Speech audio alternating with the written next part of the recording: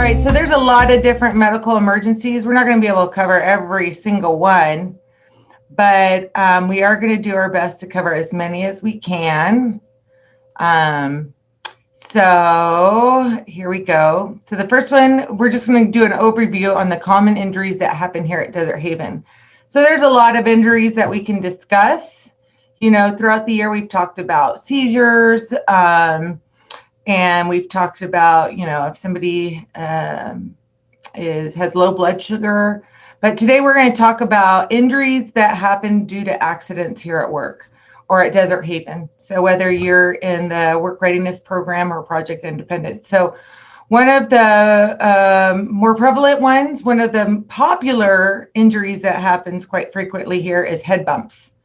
Then there's sprains or strains, which we'll discuss what the difference between the two are, because I didn't know. So we're going to talk about scrapes and cuts, which we've had a lot of lately. And bee stings, so that's more of a seasonal thing, but we have had a couple bee stings recently, so I thought that'd be a good one to talk about. So in the event that you get stung by a bee, whether here at Desert Haven or at home, you know how to, what to do afterwards. So the first one is head bumps. So this is a very common injury at Desert Haven, especially when entering and exiting the vehicles. So a lot of people, you know, they're talking, they're not really paying attention. As they get into the vans, they bonk their noggin. So these usually occur due to not being of one's surroundings. I forgot the word aware, not being aware of one's surroundings. So we have, you know, sometimes people will be cleaning or they'll go to grab something on the floor. They bonk their head on a table or on a shelf. So it's really important, whether you're here at home, to be aware of your surroundings, because it's not fun to bonk your head. That's just not a fun time right there.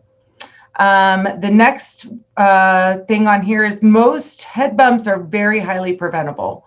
So if you're getting in and out of the van, if you're paying attention, you can prevent that head bump. If you're bending down to do something and you're paying attention, that is highly preventable as well. So I'm going to pull this video up. This is a concussion.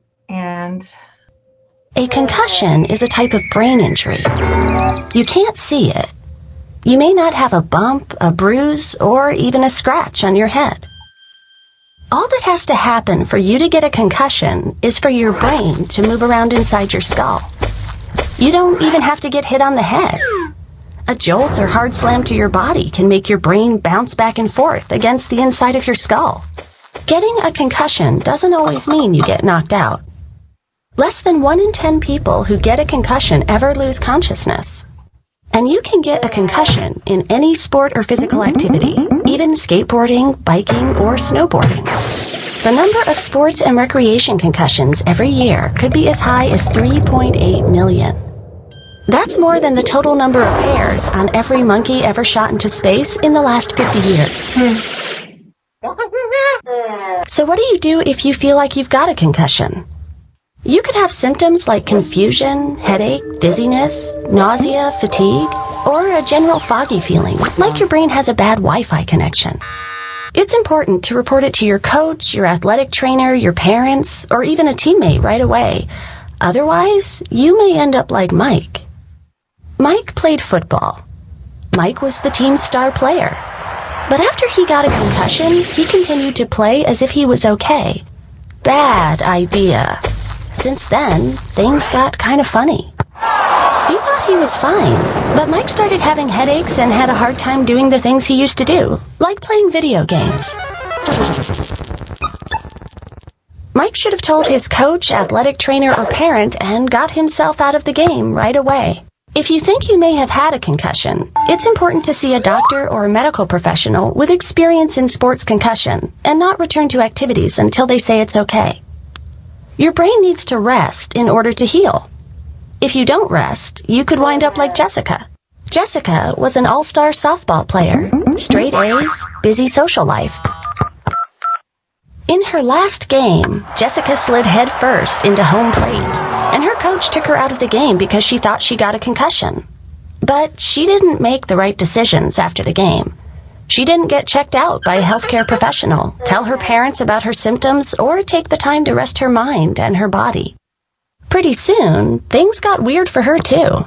Her social life suffered, and she started to forget things, like her date with her boyfriend. So if you don't recognize a concussion, report the symptoms, and take the time to rest, you could miss out on a lot in school, in sports, and in your social life. Concussions can make you moody, too. You might get angry, cry, or act just plain weird for no reason. And you may not even enjoy doing the things you used to like doing. Take the time to rest up completely after a concussion. That may mean no driving, TV, internet, texting, or video games. It's not fun, but it will get you better faster. So, if you think you might have a concussion, remember to 1. Recognize. Know the symptoms and signs of concussion for yourself and your teammates. 2. Report. Tell your coach, athletic trainer, or parents about your symptoms. Get out of the game. Staying in could make it worse for you and your team. And 3. Rest. That means taking time off from sports, your usual activities, and maybe even schoolwork until your doctor or other medical professional says it's okay. But don't worry, your teammates will step up while you're out, and your teachers can help you. Check out the website for more info on how to get over a concussion and get back in the game.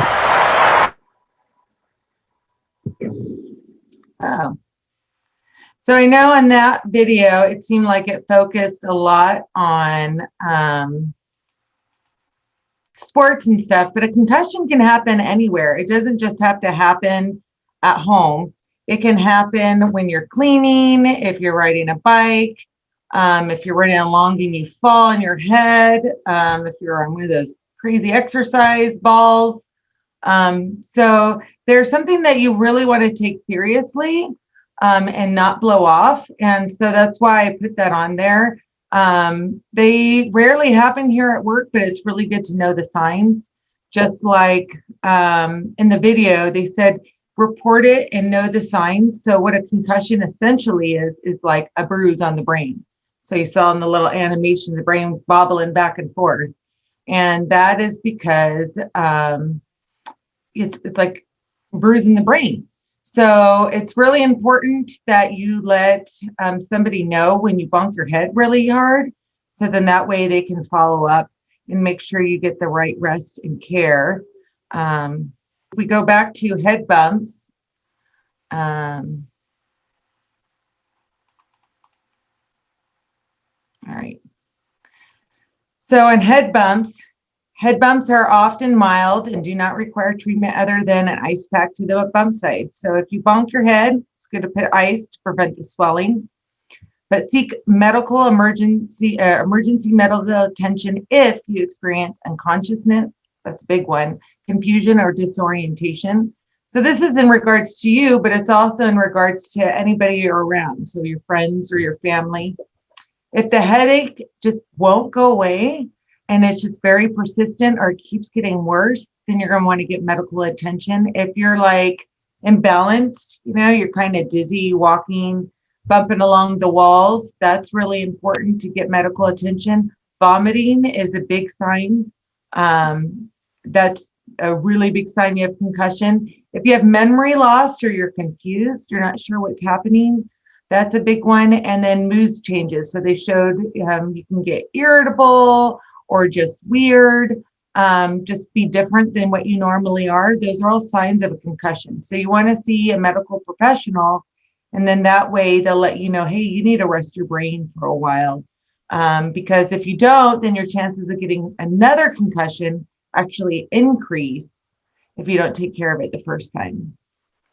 So the next one we're going to go to is strains and sprains. So this is one of the most frequent occurring injuries here in our work readiness program. So they're called soft tissue injuries. So soft tissue injury means something that's not like the bone, right? So it's soft tissue, it's muscles, ligaments, tendons. So the definition of a sprain is a stretching or tearing of a ligament. So we have a strain over here. So here's or ligament, and it's a stretching or tearing of the ligaments. The most common location is your ankle. So we have had a few of those. Oh, that's a sprain. A sprain, I'm sorry, I'm confusing everybody. A sprain is the tearing or stretching of ligaments, and a strain is the stretching or tearing of muscle or tendon. So here's the tendon, and we have a little bit of muscle up here. So either way, whether it's a strain or a sprain, either way it hurts. It doesn't feel good. And it's, pretty common, especially that's why we encourage people to stretch before you work out or you go to work to prevent this from happening, because oftentimes the muscle or the tendon or ligament are tight, and then you're working it out in an unusual way, and then it gets stretched or tears, and then that hurts really bad. So my next one is a video on strains and sprains and what the difference is. This video is not quite as long. I like sharing videos because then you guys don't have to hear me talk as long. So now I have to find the video. Here we go. It's right here. I'm gonna blow it up and gotta start it over. So it's only a minute.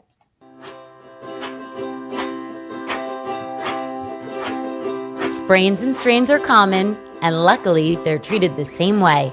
What to do now? Remember RICE. Rest the injured body part. Lie low for a few days and let the healing begin. Ice the area for about 20 minutes at a time, followed by 20 minutes off. Compress the area. In between icing, wrap the injury in an elastic wrap, such as an ace bandage, to combat swelling. Elevate the injured body part up on pillows so it's above heart level. What to do next? Ice and elevate for 20 minutes at a time, at least 4 times a day, until the pain and swelling go away. Ask your pediatrician about pain relievers such as ibuprofen. Call your doctor if your child gets a fever, which is a sign of infection, or if the pain is intense or doesn't improve in a day or 2. He could have a severe sprain or even a fracture.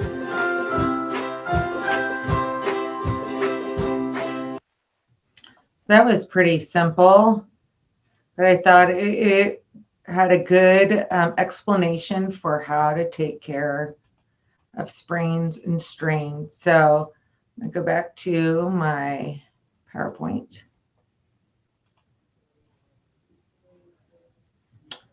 So sprains or strains. So remember, she said the good way to take care of them is by icing the spot where the pain occurred. So ice for 20 minutes, take off for 20 minutes. Ice for 20 minutes, take off for 20 minutes. I mean, we have ice packs here at Desert Haven. Hopefully you all have an ice pack at your house. I have a couple of them, or you can use a bag of peas, a bag of frozen corn, any frozen vegetable, or just put some ice in a bag and put it directly on the site. So what that helps is when this is pulled or torn, if it's pulled, the ice helps minimize the inflammation. So if it's inflamed, that means it's like, it's angry, it was hurt. And so when you put ice on it, it minimizes that inflammation and helps it to heal quicker. You also want to stay off of it for a while so it can heal. But if it's really bad, then you want to go see a doctor, because they might discover it was a fracture, or they might have to put you in a brace or something to minimize the movement so it can heal properly. Cuts and scrapes. So we've had a lot of cuts and scrapes recently. And I think this is probably what I get most, is cuts and scrapes. I'll look down and I have a cut or a scrape. I don't even know how I got it half the time. So cuts and scrapes. So usually pretty much all our cuts and scrapes here have been quite minor and don't often require a trip to the emergency room. If you or somebody you know gets a cut or a scrape, the first thing you want to do is stop the bleeding, right? So to stop the bleeding, you're going to apply some sort of pressure, preferably with a clean cloth or towel. You're going to want to clean the wound. So that means you're going to run it under some water to clean it out. And if you can, use some antibacterial soap.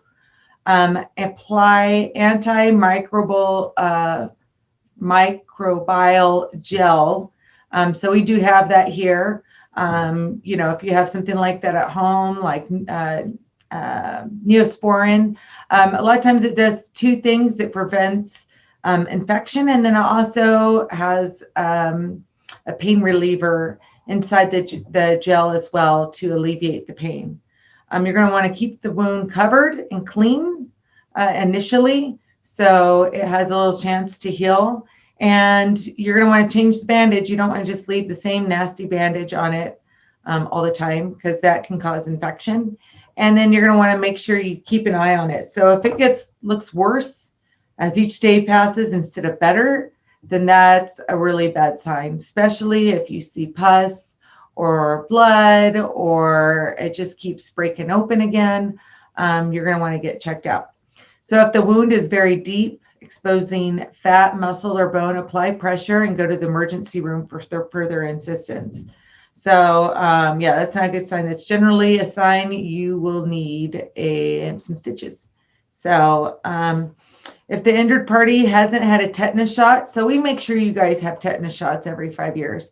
But if you don't know, and there was a scratch or scrape on metal, you're going to want to call your medical provider, and they can tell you. Your doctor can say, hey, you just had one 3 years ago, or no, you haven't had it for a while, so let's get you in immediately for a tetanus shot. And what a tetanus shot does is it prevents you from having a bad reaction to the metal. So finally, we are on to bee stings. So we'll get through this, and then that way we can answer some questions, because that's my favorite part. So bee stings. I don't know how many of you guys have had a bee sting recently. They're not a whole lot of fun. I've probably the most recent one I had was a few years ago. I got actually stung by a yellow jacket, and that didn't feel great at all. Obviously, it was quite painful. So they are uncommon as far as reported injuries here at Desert Haven. They're not uncommon in general, but they're uncommon in reported injuries here. But during certain times of year, we do see a couple of injuries reported as a result. They oftentimes occur outdoors near bushes or shrubbery, and it's generally seasonal with the grow season, so springtime. So how to treat a bee or a wasp sting. You're going to want to remove the stinger. So scrape the sting site with a fingernail or use tweezers to remove the stinger.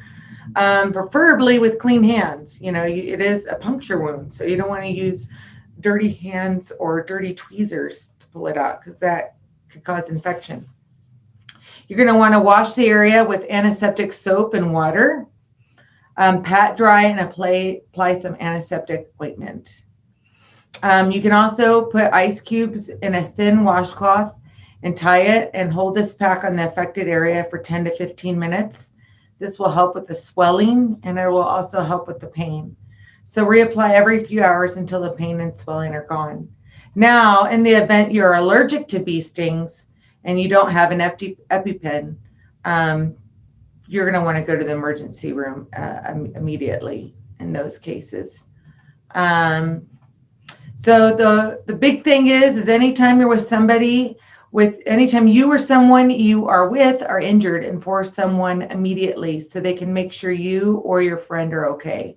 Then it says over here, report all injuries, no matter how minor. So again, going back to the head injuries, I think that's when people oftentimes shake off as like, oh, it's not really that big of a deal, like I just bonked my head. But being aware of those symptoms, if you're feeling nauseous or disoriented or really tired, make sure you take that seriously, because it could be a sign that you have a concussion. And, most concussions, you just need to rest, but sometimes they can lead to other things. So it's important to know what those symptoms are.